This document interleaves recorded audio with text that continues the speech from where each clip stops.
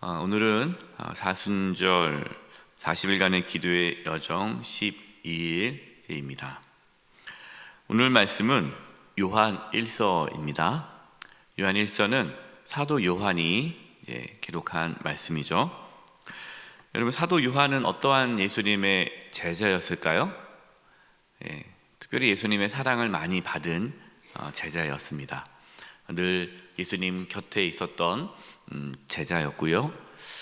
모든 제자들은 다 순교를 당했지만 이 사도 요한은 90세에서 100세까지, 정확한 나이는 모르지만 90에서 100세 사이에 이렇게 돌아가셨어요. 그러니까 장수한 거죠. 오늘날도 90세 100세 살면은 장수하셨다 하는데, 이 당시 90세 100세면은 정말 오래 사신 거거든요. 정말 오래 사시면서 하나님 말씀을 전하셨습니다. 요한 1서 상당히 짧지만 아주 복음이 무엇인지, 그 복음의 본질에 대해서 아주 정확하게 말씀해 주고 있습니다. 또 당시 이 초대교회, 그러니까 교회가 이제 세워지고 막 이제 여러 곳에서 이제 교회가 세워지는데, 거짓 교사들이 교회에 침투해서 잘못된 복음, 거짓된 복음을 전함으로 교회가 혼란스러울 때가 있었습니다. 그때부터 지금까지 계속 이단은 있으니까요. 그래서 이 요한 1서는 교회 안에 들어온 이 거짓 교사들이 전한 거짓된 복음을 막고 올바른 참된 복음을 성도들이 알고 온전한 믿음 생활을 할 수 있도록 쓴 책이 요한 1서입니다. 요한 1서 말씀을 통해서 저와 여러분 복음을 깨닫고 복음 안에서 참된 자유와 기쁨을 누릴 수 있기를 바랍니다. 요한 1서 1장 8절입니다. 만일 우리가 죄가 없다고 말하면 스스로 속이고 또 진리가 우리 속에 있지 아니할 것이요. 복음의 첫 번째 메시지는요, 우리는 죄인이라는 거예요. 죄 없는 자는 단 한 사람도 없습니다. 여러분, 자신이 죽을 수밖에 없는 죄인임을 인정하십니까? 이거를 우리는 하나님 앞에 서는 그날까지 계속 인정해야 돼요. 자신이 죄인임을 깨달아야 그 복음의 은혜를 경험할 수가 있는 거예요. 요한일서 1장 10절입니다. 만일 우리가 범죄하지 아니하였다 하면 하나님을 거짓말하는 이로 만드는 것이니 또한 그의 말씀이 우리 속에 있지 아니하니라. 우리가 죄인이라는 사실을 어떻게 깨닫게 됩니까? 하나님의 말씀이 우리 속에 있을 때 내가 죄인이구나, 이걸 깨닫게 되는 거예요. 전도를 하다 보면요, 예수님께서 우리 선생님의 죄를 다 짊어지시고 십자가 빌려 돌아가셨습니다. 예수님을 믿어야 죄사함 받습니다. 그런 어떤 분들은 이렇게 얘기해요. 저 죄 안 졌는데요? 저는 그렇게 나쁘게 살지 않았는데요? 저는 양심에 거리낌 없이 살았는데요? 이렇게 말씀하시는 분들이 있어요. 그럼 복음을 전하기 어렵잖아요. 본인이 죄 안 졌다는데 어떻게 예수님이 당신의 죄를 위해 돌아가셨다는 게 무슨 의미가 있겠어요? 나는 죄 안 졌는데. 몰라요. 저도 그랬어요. 저도요. 내가 그렇게 죄 지은 게 없는데, 난 그 정도 죄야 죄인가? 이게 감옥에 들어가야 죄지. 그러니까 공식적으로 법적으로 죄를 져야 죄지. 그 정도야 죄인가? 양심에 거리낌 없이 살았는데, 그러면은 예수님 믿을 수가 없죠. 근데 하나님의 말씀을 들으면 내가 죄인이구나를 깨닫게 되는 거예요. 여러분, 말씀을 읽으면 읽을수록 괴롭습니까? 안 괴롭습니까? 괴로워야 정상이에요. 왜 괴롭습니까? 내 죄가 드러나잖아요. 내가 죄를 졌구나. 내가 또 이런 죄를 졌구나. 그러니까 하나님 말씀 모를 때는요, 편해요. 근데 이제 하나님 말씀을 알면 알수록 그 말씀이 나의 죄를 밝히 보여주기 때문에 괴로운 거예요. 하나님 말씀이 내 안에 있다라는 것은 내 죄가 더 극명하게 드러난다는 거예요. 근데 내가 뭐 말씀을 엄청나게 많이 알고 달달 외우고 내가 뭐 성경을 매톡했다 해도 내 스스로가 내가 죽을 수밖에 없는 죄인이라는 것을 깨닫지 못하면 그분은 하나님 말씀을 잘못 읽은 거예요. 우리의 양심에 의해서 죄인이라고 고백하는 것이 아니라 하나님의 말씀으로 인해서 우리가 죄인임을 깨닫고 고백하게 되는 것입니다. 내가 무엇을 나쁜 짓을 해서 죄인이 아니라 내 존재가, 내 자체가 내가 죽을 수밖에 없는 죄인이라는 사실을 깨닫게 되죠. 여러분, 이것이 하나님의 은혜고 이것이 복음의 첫 번째 메시지예요. 당신은 죄인입니다. 당신은 죽을 수밖에 없는 죄인입니다. 당신에게는 하나님의 심판이 있습니다. 죄의 값은 사망입니다. 그럼 어떻게 합니까? 어떻게 내가 구원을 받을 수 있을까요?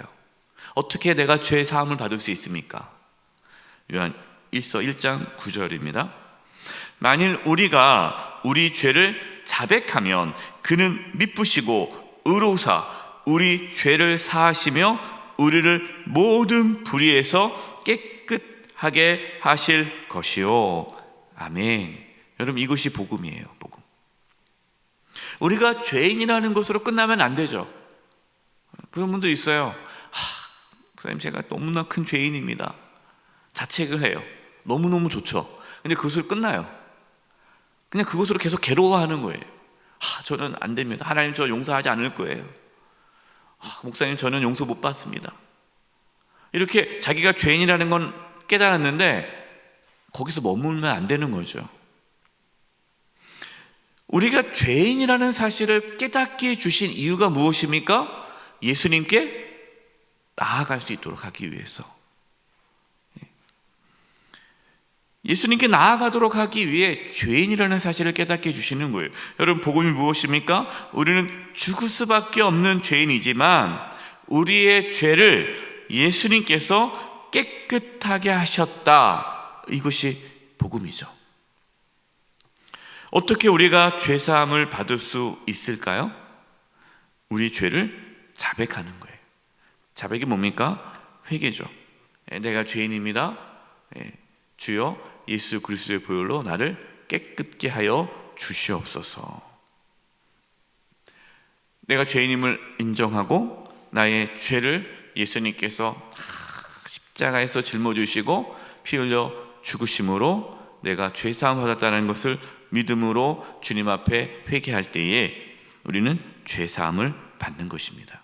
여기서 중요한 사실은요, 회개가 우리의 죄를 깨끗게 해준 것이 아니라 예수님께서 우리의 죄를 사해 주시고 우리를 모든 불의에서 깨끗하게 하신다라는 거예요. 그 예수님의 그 십자가의 보혈, 그 보혈의 은혜와 능력이 회개할 때에 부어지는 것이지 회개 자체가 우리의 죄를 깨끗게 씻어주는 건 아니에요.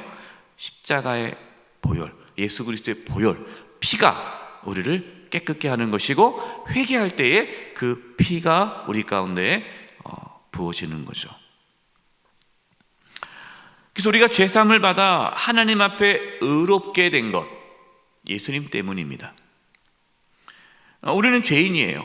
하지만 예수님으로 인하여 죄사함을 받았습니다.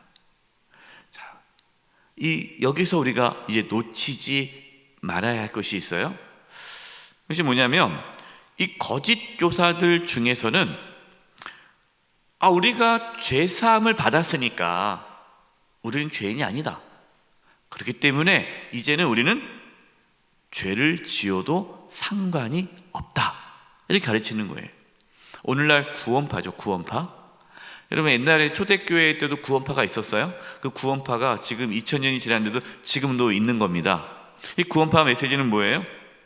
우리가 다 구원받지 않았냐, 우리가 예수님의 피로 죄사함 받았다. 그렇기 때문에 더 이상 회개할 필요가 없다.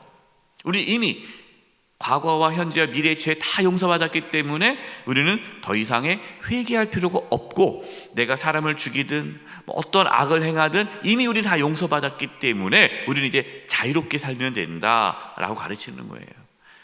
맞는 것 같잖아요. 어떻게 들어보면요. 아, 그렇구나. 얼마나 그 사람이 자유합니까? 죄책감을 없는 거예요.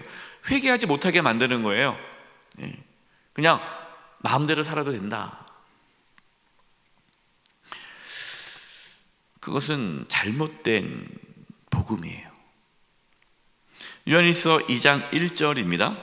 나의 자녀들아, 내가 이것을 너에게 쓰면. 지금 요한일서를 왜 쓰고 있어요? 이 요한일서를 쓰고 있는 이유가 뭡니까? 너희로 죄를 범하지 않게 하려 함이라. 이 초대교회에 죄 용서 받았어, 나는 이제 마음대로 살아도 돼, 죄를 짓는 사람이 있는데 그거 못하게 하려고, 죄 짓지 못하게 하려고 내가 지금 쓰고 있다. 만일 누가 죄를 범하여도 아버지 앞에 우리에게 대언자가 있으니 곧 의로우신 예수 그리스도시라. 우리가 의롭게 된 것은 예수 그리스도, 예수님께서 우리의 대언자라는 거죠. 우리가 죄를 지었을 때 예수님께서 하나님 앞에 내가 이 영혼의 죄를 대신 짊어지고 십자가 필려 죽지 않았습니까? 나를 보고 용서해 주옵소서. 이렇게 예수님께서 우리를 변호해 준다는 거죠. 우리가 의롭게 되는 것은 전적인 하나님의 은혜죠.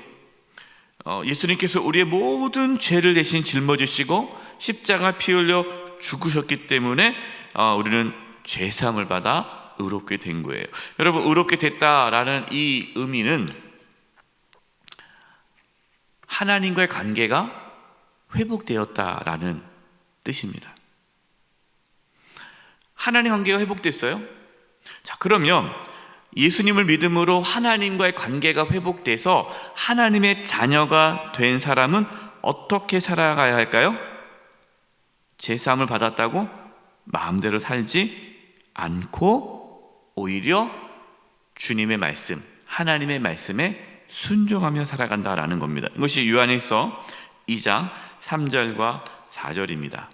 우리가 그의 계명을 지키면 이로써 우리가 그를 아는 줄을 알 것이요, 그를 아노라 하고 그의 계명을 지키지 아니하는 자는 거짓말하는 자요, 진리가 그 속에 있지 아니하되. 정말 예수님을 믿는다면, 예수님을 믿어 죄사함을 받았다면, 하나님 관계가 회복되었다면, 그렇다면 그것이 진짜라면 그 사람은 하나님 말씀에 순종하는 삶을 산다라는 것이에요.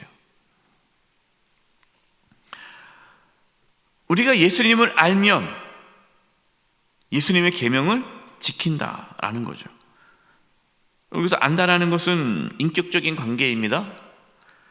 그래서 우리가 예수님의 그 은혜와 사랑을 진심으로 알게 되면 예수님의 계명을 지키게 되는 거예요. 우리가 예수님을 믿으면 믿을수록, 또 우리가 예수님과 깊은 관계를 가지면 가질수록, 주님과 교제하면 교제할수록 우리는 더욱더 주님의 뜻대로 살아가도록 되어 있다라는 것이죠. 요한일서 2장 5절과 6절을 제가 표준 세번역을 읽어드리겠습니다. 그러나 누구든지 하나님의 말씀을 지키면 그 사람 안에서는 하나님께 바치는 사랑이 참으로 완성됩니다. 이것으로 우리가 하나님 안에 있음을 압니다. 하나님 안에 있다고 하는 사람은 자기도 그리스도께서 하신 것과 같이 마땅히 그렇게 살아가야 합니다. 여러분, 우리는 죄인이죠. 그렇기 때문에 우리가 예수님을 믿어도 여전히 우리는 죄를 짓고 살아갑니다. 예수님을 믿었다고 해서 이제는 내가 육신의 정욕대로 살지 않고 100% 죄 안 짓고 살아가지는 않아요. 우리가 의인이 되었다라는 것은 하나님과 관계가 회복되었다는 의미이지, 우리가 실제적으로 죄를 하나도 짓지 않는 완벽한 의인이라는 뜻은 아니에요. 우리는 예수 그리스도의 피로 죄 사함을 받았지만 죄를 짓는 연약한 또 죄인이죠. 하지만 끊임없이 하나님 앞에, 주님 앞에 회개하고 예수 그리스도의 보혈을 의지하면서 하나님 말씀에 순종하려고 몸부림칩니다. 하나님의 사랑이 우리로 하여금 그렇게 하나님 말씀에 순종하며 살아가도록 이끌어 주시는 거예요.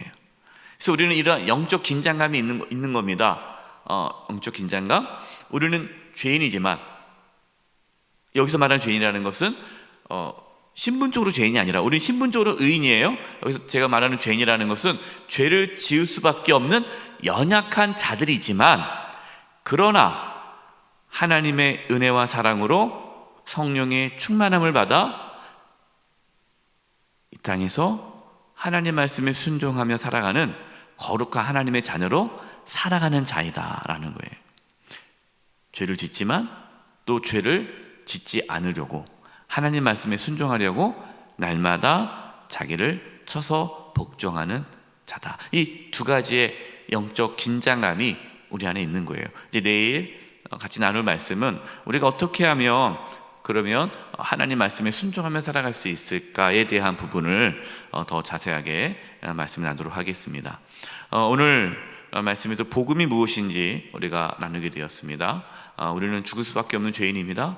예수님께서 우리 모든 죄를 짊어지시고 십자가에서 피 흘려 죽으심으로 우리 죄사함 받았습니다. 죄사함 받은 자는 마음대로 살아가는 것이 아니라 그 십자가의 은혜와 사랑으로, 하나님의 사랑으로 하나님의 말씀에 더 순종하며 살아간다 하는 것이죠. 이 놀라운 은혜가 오늘도 저와 여러분 가운데 있기를 간절히 축원드립니다. 이제 우리 합심해서 기도하겠습니다. 합심해 기도할 것은, 주님, 우리가 그 놀라운 십자가의 은혜와 사랑을 깊이 깨달아 알게 해주시고, 날마다 주님과 함께 이 땅에서 하나님 말씀에 순종하며 살아갈 수 있는 삶을 살게 해 주시옵소서. 우리의 연약함을 늘 고백하며 회개하며 예수 그리스도의 보혈을 의지하며 하나님께 나아가게 해 주시옵소서. 우리 합심의 통성으로 기도드리겠습니다. 하나님 아버지 감사합니다.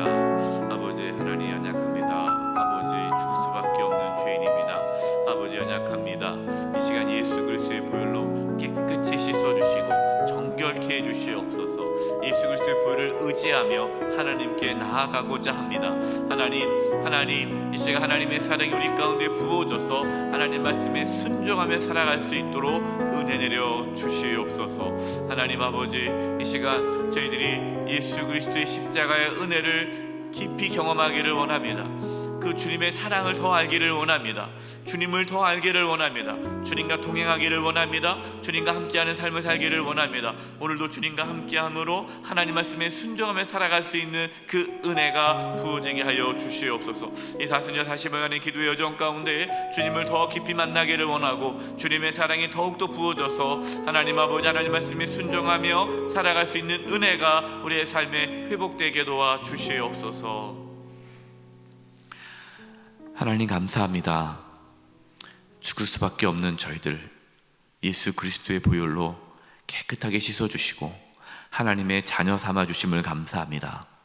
저희들 이 땅에 살아가는 동안 하나님의 자녀로서 살아가게 도와주시고 하나님 말씀에 순종하며 살아갈 수 있도록 저희들에게 날마다 주의 은혜를 부어 주시옵소서.